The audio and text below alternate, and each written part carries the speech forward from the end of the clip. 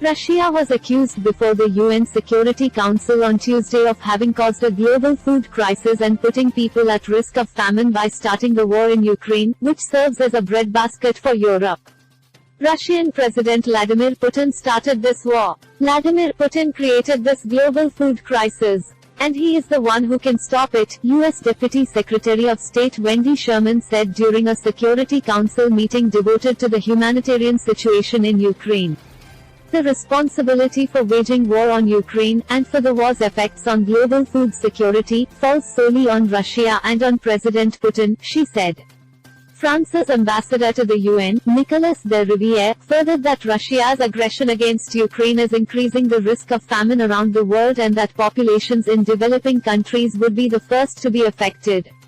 Russia will no doubt try to make us believe that it is the sanctions adopted against it that are creating an imbalance in the world security situation for food, de Riviere added. Moscow's UN ambassador Vasily Nebenzia indeed countered that potential turbulence in the global food market was in fact caused by the unbridled sanctions hysteria that the West has unleashed against Russia.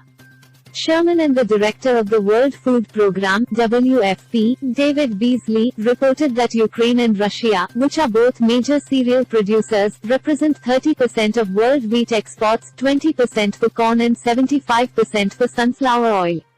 On Friday, the European Union announced an initiative to alleviate food shortages caused by the war. The EU and United States want a multilateral commitment against restrictions on the export of agricultural raw materials.